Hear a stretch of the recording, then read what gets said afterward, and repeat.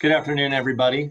We are just about to get started with the Kansas House District 39 Democratic Primary Candidate Forum with Mr. Les Lampe and Mr. Michael Bolton. We're going to give it just about a minute or so to allow others to log in to this. So we'll be getting started here in about 1 minute or so.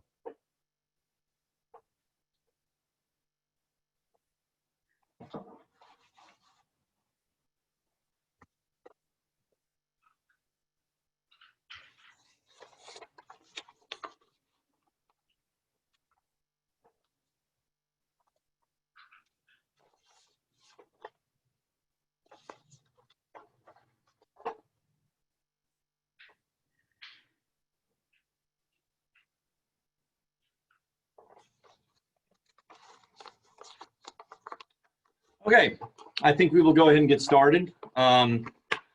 So good afternoon and welcome. My name is Joe Riedel with Straub Construction, and I serve as the chair of the Shawnee Chambers Government Affairs Committee. It is my honor to be your moderator for today's forum. This is quite different format for us. We are adjusting to the times on this, and as we're all on a lot of things today. So please bear with us as we host what will now be our second virtual candidate forum. On behalf of Johnson County Public Policy Council, a collaboration of all 10 area chambers of commerce, and particularly on behalf of the Shawnee Chamber, thank you for attending our forum, featuring candidates in the Democratic primary for Kansas House District 39. I would also like to thank the sponsor of our governmental affairs programs throughout this year, Evergy. So big thank you to Evergy. Now the format will be the same for all the forums hosted by JC PPC and will be as follows. First, each candidate will start by giving a 3-minute opening statement. And then we will follow with a question and answer session where each candidate will have 1.5 minutes to respond. And then we'll close out by having a 2-minute closing statement by each candidate. The formats, questions, and time limits will be the same for each candidate. And due to time constraints, there will be no follow-up questions or formal rebuttal time. Candidate speaking order was already determined with the candidates before we got on the call. We did a virtual coin flip, and Mr. Bolton called heads, and it was heads. So he will be going first, and then we will alternate from there. So questions have been prepared in advance by the chamber staff based on member input and have not been shared with the candidates. If we have time, we will attempt to answer any questions that may arise via the chat function in Zoom. So. With that, let me now introduce the candidates in alphabetical order for the Democratic primary for House District 39. This district is located completely in Shawnee and is bounded approximately from the Kansas River on the north to 71st and 83rd Streets on the south and from Ogg Road on the east out to the river on the west. So first, Michael Bolton. Michael Bolton is an Overland Park native who has lived in the Witsonia area since 1999. He has had a career in strategic innovation and market analytics and even established a leadership development scholarship at Wichita State University. Les Lampe. Les grew up in Western Kansas in a family rooted in a farming background. He has obtained a bachelor's, master's, and doctorate degrees in engineering from the University of Kansas and had a 42-year career at Black & Veatch. So with that, we'll get started. So as we discussed, candidates, you will each have 3 minutes to present your opening statements. And as we decided earlier, Mr. Bolton will go first. So Mr. Bolton, go ahead. All right. Thank you. Good afternoon. My name's Michael Bolton, and I'm running to represent West Shawnee in the Kansas House of Representatives to bring a fresh voice to Topeka. Sherry and I married in '79, adopted our son Christopher in '92, and moved to West Shawnee in '99. When tall cornfields still lined both sides of Johnson Drive, we watched proudly as our son and community grew up around us. I have enjoyed a 30-year career in market analytics, market planning and development in the telecommunications, manufacturing, and information management industries. I look forward to the opportunity to put my business expertise to work to bring pragmatic, bipartisan solutions to the State House. Thank you. Okay. Thank you, Mr. Bolton. So on to Mr. Lampe. Les? Thank you. It's great to have the opportunity to be here and to join with Michael in this forum. A little background with me, and Joe mentioned some of it. Grew up in Western Kansas. I'm a lifelong resident of Kansas and actually went to the University of Kansas after public school in Western Kansas, and have lived in this district or the boundaries of the present district for 44 years. So I have seen a lot of Shawnee and a lot of what's happened in Shawnee for many years, and watched the development and watched it very proudly in terms of what Shawnee has become over the years, and glad to be a part of that. A little bit of background in terms of why I decided to run for office. There was another candidate who had stepped forward on the Democratic side, and he could not run because of the COVID and some young children at home, and that he was a financial advisor and had to step back. Matter of fact, it was Kevin McAuliffe, who some of you know already, and he twisted my arm along with several others to step forward and do this. My engagement in terms of legislative activities, I've been to a lot of city council meetings and worked actively in terms of ordinances that might be passed there. But on the state level, I've been on the board of a group called Kansas Interfaith Action. It's a multi-faith group that does advocacy work in Topeka. So I have testified and met with legislators and have a passionate interest in the state of Kansas and legislative issues in Kansas. And I found through that process that you can write letters and you can make phone calls and you can meet with legislators, but the people really making the decisions are the ones who vote. And I wanted to have the opportunity to be there and be one of the legislators who's voting on the future of Kansas and what issues we face. I have a science background, engineering, and so I believe in facts and experts and listening to them and looking at the evidence, making decisions on that basis in terms of what works best for us.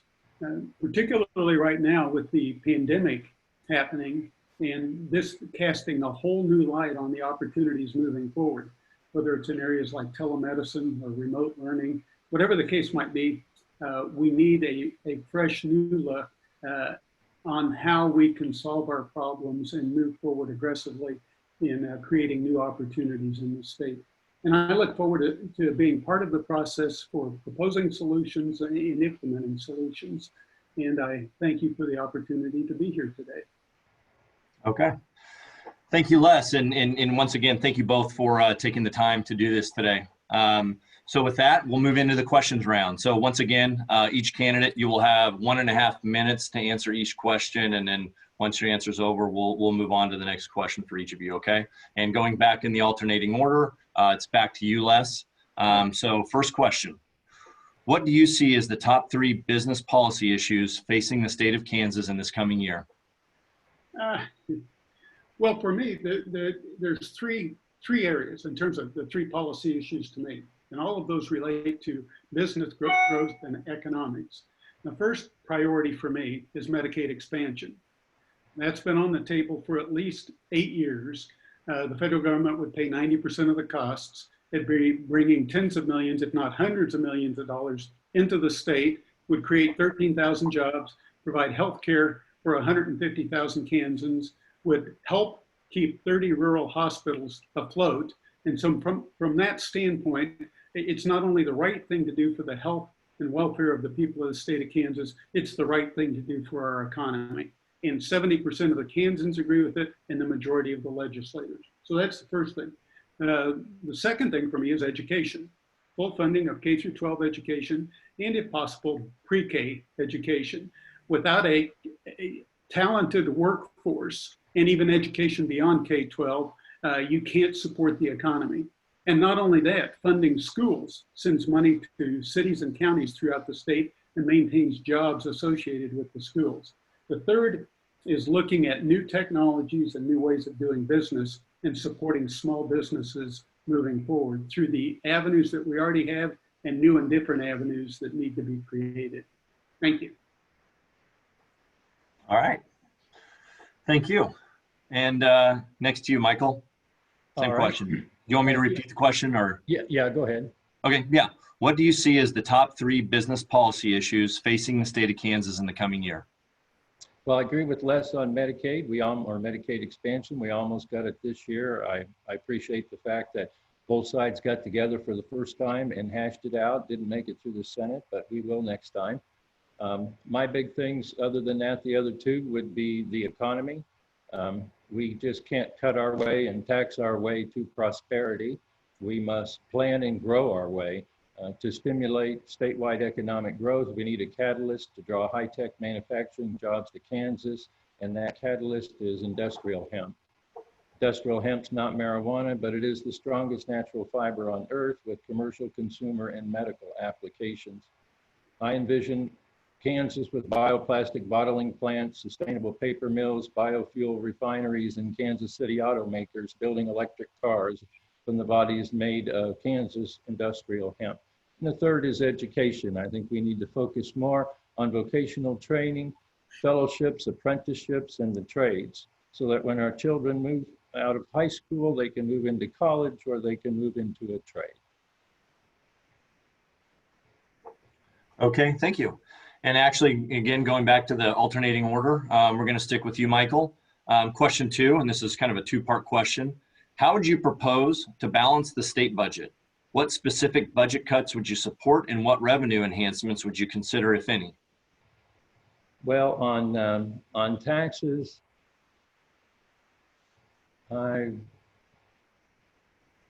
we've been trying to eliminate the sales tax on food forever, so I would be in support of a 2-cent reduction in the sales tax on fresh food, on fresh produce, dairy products, meat, and poultry. I would support an addition of an income tax bracket for high income earners of $300,000 or greater. To support local businesses, I would also support a 2-cent increase on the internet sales tax.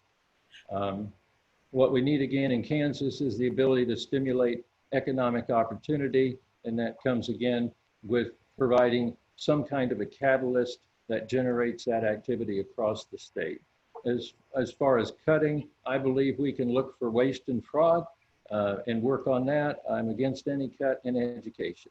Our children are our priority, and I believe that to be for Kansas and for all Kansans. Okay, thank you. Les, would you like me to repeat the question? Yeah, please. Okay, absolutely. How would you propose to balance the state budget? What specific cuts would you support, and what revenue enhancements would you consider, if any? Thank you. In terms of balancing the budget, for one thing, we had the June results come in, and the results were down like 4.8% or something like that, better than we had anticipated. And it's gonna be a moving target moving forward. Governor Kelly did a great job of addressing the budget shortfall and proposing a budget that might work in that regard.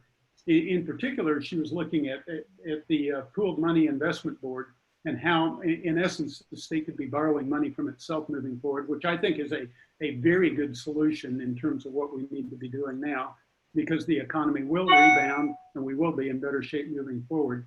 A lot of the ideas that Mr. Bolton mentioned, I support as well too.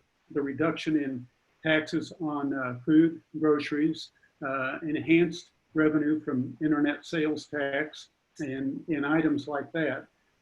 One area that hasn't been mentioned that has a revenue potential, if the state of Kansas would move forward progressively, like 46 other states have, and legalize the medical use of marijuana, substantial revenue could be gained. In Oklahoma, where they did that, they gained $40 million a year. Where that doesn't balance the budget, but it would go a long way toward helping out.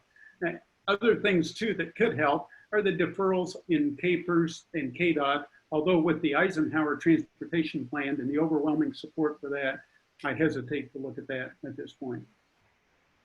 Okay. Right there on the wire. Thank you, Les. Sure. So, and again, we're sticking with you here.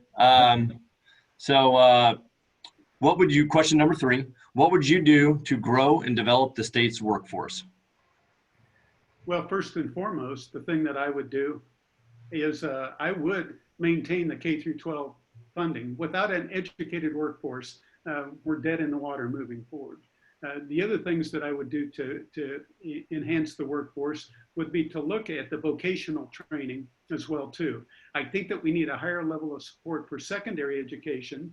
The state universities have suffered substantial reductions in funding from the state, and that needs to be supported. And there's evidence that an educated workforce maintains a much higher level of economy and income for those individuals. And we need to keep our good people in the state of Kansas and keep them going to KU, K-State, Wichita State, Pittsburgh State, every other university in the state. But also too, in the community colleges, Johnson County Community College is an excellent way for people to transition from K through 12 education into the KU or K-State or whatever else the case might be, and vocational training, where you need a lot of skilled workforce participants to move the economy forward. We also need to look at, in terms of attracting new businesses that would be hiring more people. And that's not the workforce question, but it's the demand question for the workforce and bringing them to the state, new and different sources of revenue. Okay, thank you, Mr. Lampe. And I'll just go ahead and repeat the question again. Michael, what would you do to grow and develop the state's workforce? Well, as an example, Germany's labor force is the envy of the world because they focus equally on vocational training and college. More than 50% of German students choose apprenticeships over college, and youth unemployment in Germany is the lowest in the industrialized world. In the United States, it averages around 11%. So we need more funding for public schools, especially the regions, and to step up our focus on fellowships, apprenticeships, and trades, especially technical courses and robotics, simple programming, and electrical engineering. These could be done through our cooperation with local businesses to establish these apprenticeships. In Germany or in South Carolina, they offer tax credits of $1,000 a year for each apprentice they have for up to 4 years. All of these skills I mentioned are in high demand within the high-tech manufacturing industry. And again, like I mentioned before, we want our children to graduate high school and then move on to college or move on to another trade. And right now we're not emphasizing trade enough. And that's where I think we can strengthen our economy and our workforce by giving these children an opportunity to find a niche that they enjoy, grow into that niche. And it may not be college, but many of these jobs pay $50,000, $60,000, $70,000 a year. So that's a good wage in Kansas. Okay, thank you. And before we go on to the next couple questions here, I just kind of want to reiterate that these questions were developed ahead of time and intentionally considered, open-ended questions for you guys to be able to take it and answer how you want. So a couple of these questions as we move through the next few, you've already touched on a little bit, but I think it'll give you an opportunity to me to maybe either take it a different direction or provide additional details since you have, because we'll be getting more into specifics. So with that, sticking with you, Mr. Bolton, because we just spent a lot of time talking about this, but can you share with us your views on K-12 funding? I won't cut it, that's for sure, because education, like I said before, remains utmost importance to Kansans and all Kansans. Despite our shortfalls, we can't shortchange our children's education. It makes no sense. But from the moment we hold them, all we want is the best for them. Okay, thank you. Mr. Lampe? Well, I echo that. I would certainly not cut K through 12 funding, and now isn't the time to try to be increasing it. Matter of fact, it went up in the last 5 or so years from about $3 billion a year to $4 billion a year, and I think that's adequate. It's not extra, but that's where we need to be. And if we look back in the rearview mirror, when we had the tax experiment of reducing taxes for a substantial number of years, the rating of the state schools by U.S. News and World Report went from about 10th out of 50 states down to about 40th out of 50 states. And now we've slowly climbed back up to where we're preeminent again in the nation for the quality of our education. This is the future of our state, is the education of these people. And the last thing we want to do is to cut education funding. As I mentioned before, Governor Kelly has done a masterful job on the budget, and she's kind of mixed and matched things in terms of maintaining that level of funding for K through 12 schools And I certainly support her budget proposals in that regard. So my view is we certainly need to cut in other areas, but not K through 12 education. Okay, thank you. And again, sticking with you, Mr. Lampe. Question number 5. What type of economic development policies will you support to encourage job growth and business expansion in Kansas?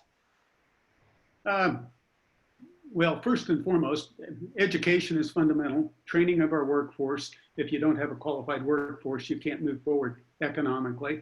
Other thing too, you know, just several other elements that I touched on before.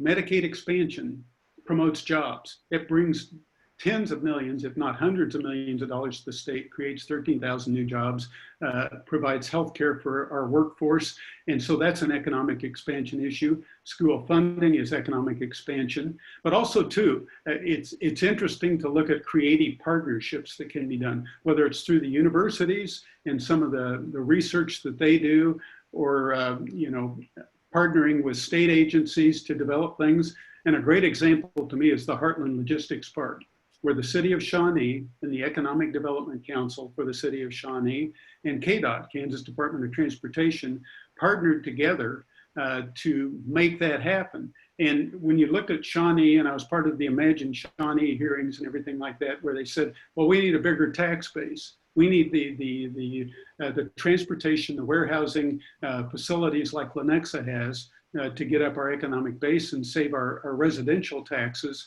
Well, the Heartland Logistics Park is a preeminent example of that. And that's right in our district in terms of an example of how these partnerships can help our economy.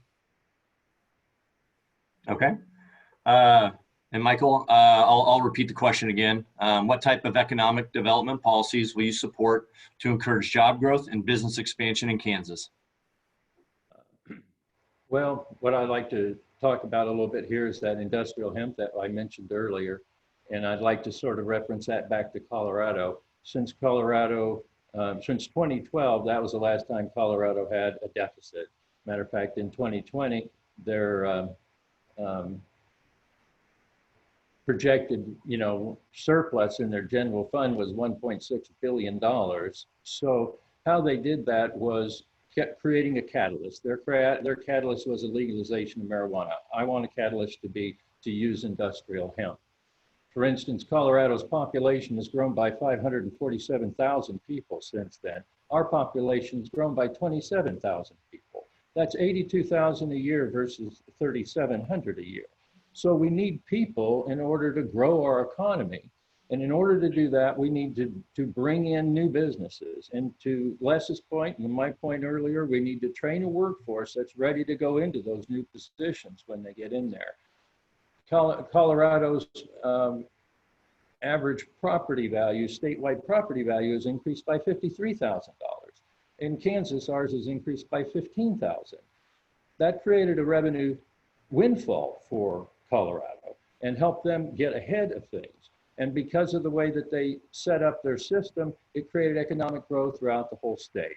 So what I want to use is economic green zones to encourage businesses, bottling plants to go into Salina, paper mills in Topeka, refineries in El Dorado.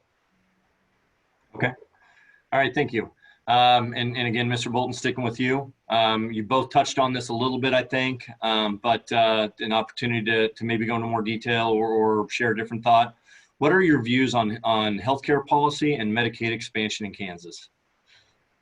Well, obviously Medicaid expansion is absolutely imperative, I think, for the health of our peoples, our local hospital, our regional, our rural hospitals especially. I've been looking at some of the things that have been going on as far as the rules and regulations that are associated with qualifying for Medicaid. For instance, if I'm a family of 3 and I make over $688 a month, then I don't qualify for Medicaid. So I don't qualify for the healthcare program. And we need to lift that up to at least minimum wage, where somebody at minimum wage can at least have the opportunity to have healthcare. So to me, it's a priority. It's priority for our hospitals, priority for our people. And in the long run, like Les said, it'll save us a lot of money. Okay, thank you. Mr. Lampe, do you need the question repeated? Yeah, just to make sure I'm answering it accurately. Thank you. Okay. What are your views on healthcare policy and Medicaid expansion in Kansas? It becomes like an echo in here, but I'll try to add a few extra points on Medicaid expansion.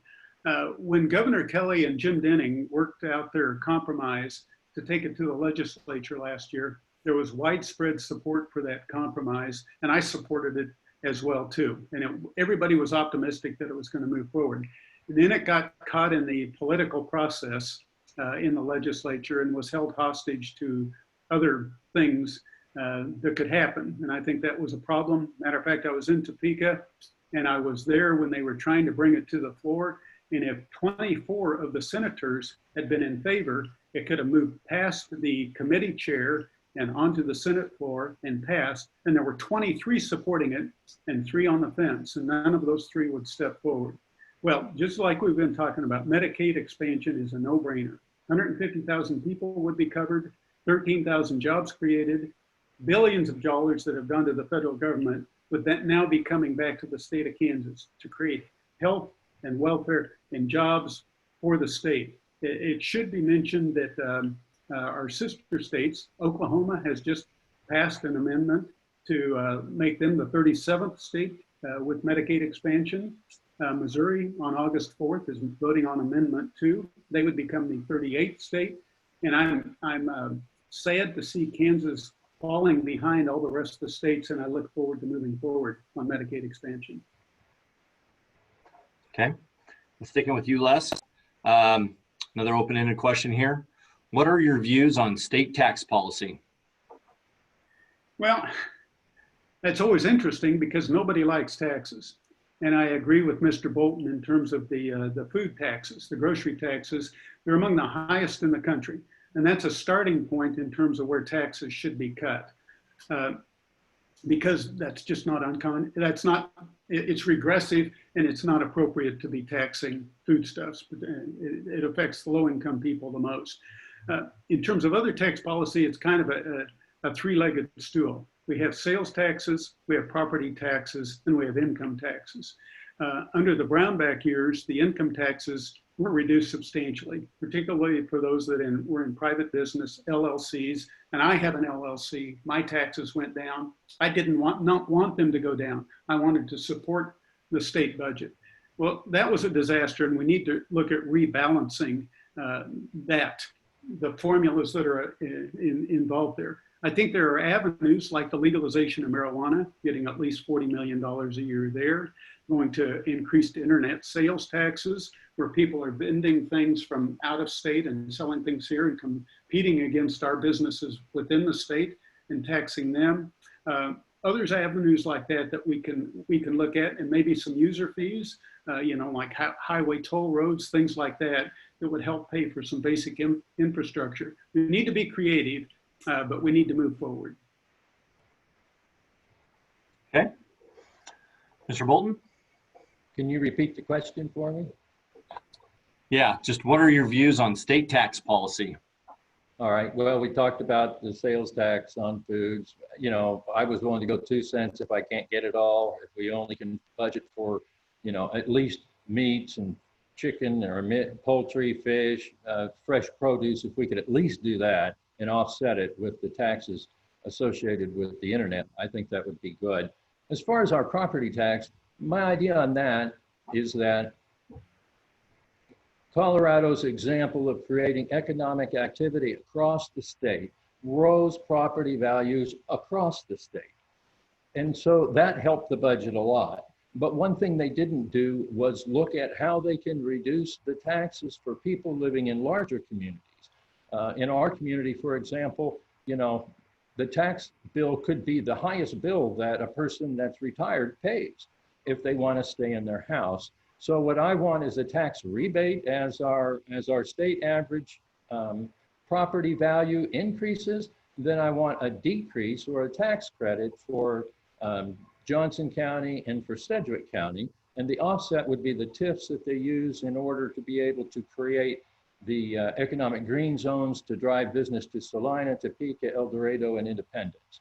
And so as, again, our state rises, we receive benefits here because we get a reduction in property taxes, which helps especially young people trying to move in, people wanting to stay here, and also people that are retired. Okay, perfect timing. Thank you. and sticking with you, Mr. Bolton. Switching gears here a little bit as we kind of come down to the end of the Q&A session. But what do you believe most distinguishes you from your opponent in this race? I haven't thought about that much. We're both great Democrats. We both want to make a difference for the state. And whether I or he are in there, we will make a difference. I did run in 2018. I came closer than any Democrat has ever gotten to this seat. I came up 802 votes short. I knocked on over 1,600 doors, met over 552 families. I started walking in June on the 15th and ended at 5:30 on election day. And I walked 1,861,789 steps. So that's how determined I am for the people of Kansas and for the people of our district. I'll give them 100%, and I'll be there in the legislature every day while it's in session. Okay, thank you. And back to you, Les. I'll repeat the question again. What do you believe most distinguishes you from your opponent in this race? Well, I'm similar to Mr. Bolton in this regard too. I prefer to talk about the things that I bring to the table in terms of, as opposed to differences, and the differences can speak for themselves. I think either one of us would be a good, strong person representing the district in Topeka. What I bring is I grew up in Western Kansas. I know the rural economy. I know the people out there. I know legislators out there. I have, I think, a gift for reaching across the aisle and talking to those people about agricultural interests. We own farmland in Sherman County, which is right beside the Colorado border. And I know what's happening in the farm economy. It's struggling right now, but I can relate to that. And I know how to talk to them in terms of their issues and how that relates to Johnson County. There aren't very many people that can talk about rural Kansas in Johnson County at the same time. The other thing that I bring to the table too is and we both have a strong technical background, is my years in engineering. And I looked at a variety of problems and situations and issues in Kansas, locally, nationally, internationally, and within my framework of thinking, very science-oriented. I believe in climate change, but also too, with every project, there was a scope. What's the nature of the problem? There's a budget. How much is it going to cost to fix it? And there's a schedule. How soon are you going to do it? So I bring that thinking to the table. Okay, thank you very much. And that actually ends the question and answer portion of this. I'm looking over at the chat function, and I don't see any questions posed in the chat area. So with that, I think we'll just move on to your closing statements. And once again, a reminder, you each have 2 minutes. And we're going to start with Les, Mr. Lampe on this one as well, and then follow up with Mr. Bolton. So. Okay. Well, thank you. We've covered the major points that I would offer in terms of what I bring forward and what I offer to the state. And like I said, this is my first run for office, but I've been involved in legislative issues for a long time, going to Topeka, meeting with legislators, doing advocacy work over there on behalf of Kansas Interfaith Action and also other interests that are compelling to me. Know a lot of the legislators, know legislators throughout Johnson County, and could work closely with them as well as legislators outside of Johnson County. And I think I bring that to the table. Bring a compelling interest in serving the people of this district, of working hard, of being transparent, of listening to all the different opinions, and then taking that forward and trying to build a consensus. The one other thing that strikes me about it when people said, why are you running and what do you bring on this? And my spouse was trying to work with me in terms of, well, what's your compelling message? And she's a retired pastor who still teaches seminars around the country and is very accomplished in that regard. And I was saying, well, what's a really great speech that I could look at? And the most compelling speech that I've ever heard and have ever listened to was Martin Luther King's "I Have a Dream" speech. And at the end of it, he says, "Don't judge my children by the color of their skin, but by their character." And he says, let freedom ring. And everybody remembers that part. But what they don't remember is the first part of it, where he talked about the fierce urgency of now. And that's the motivation that I have. If I'm going to run for office and I'm going to go to Topeka, I want to make a difference now on all these issues we talked about: economic development, Medicaid expansion, education. I look at that as an opportunity. Thank you. Okay. Mr. Bolton. I believe that Kansas has an opportunity to become the largest manufacturer of renewable goods in the country by establishing a sustainable agricultural manufacturing sector, which we don't have. Industrial hemp can be turned into bioplastic, biofuel, bricks, pavers, hempcrete, clothing, textiles, rope, paper, packaging, medicinal oils, and you can even eat the seeds. So there is multitude of manufacturing opportunities for us. Like Les, I'm from the rural community too. My wife's family are all farmers. So I understand what's going on in the farming community. Being able for farmers to be able to plant and diversify their income in the ground by putting industrial hemp in and then contracting with the local manufacturer for 3, 4, 5 tons or whatever, that would be helpful to the farmer because he'd have cash coming in, and it's not a commodity sold like corn or soy or whatever. Like corn right now, when the pandemic came in, corn dropped to, I think, $2.36 a bushel. That's not hardly worth getting it out of the ground at this point. So obviously it's going to come back up, but those are the kinds of things we want to think about. So Kansas, to me, we're at a unique moment in order for us to create these high-paying, high-tech careers and to move our state from, by establishing this manufacturing base using industrial hemp and encouraging businesses to coalesce here, then I believe that our state can set a new pathway for itself, a 21st century sustainable economy right alongside the fossil fuel. So when oil's gone, we already have, biofuel. When plastic bottles are gone, we've automatically got, manufacturers in Salina making hemp bottles. So those are the kinds of things that I'm thinking about is the future. Okay. Well, thank you. And with that actually concludes today's forum for the Democratic primary for House District 39. Thank you very much, both Michael and Les, for taking the time to be with us and share your thoughts. And once again, to our sponsor, Evergy. Today's forum will be available to view along with all the other primary races in Johnson County on the JCPPC website at votejoco.com. And many of the candidates have completed candidate questionnaires that can be found there as well. Now, one last thing, let me close by reminding viewers of a few key dates. Advanced voting by mail began yesterday, July 15th. Advanced voting in person begins on July 20th. On next Thursday at the same time, 3:30, we will be conducting the 10th State Senate Republican Primary Forum, so please register to join in on that if you haven't. And then, of course, primary election day is Tuesday, August 4th, with the polls open from 7 a.m. to 7 p.m. So please get out there, vote. And once again, thank you both, Mr. Lampe and Mr. Bolton, for being here. And we'll adjourn. Thank you very much. Thank you. Thank you very much.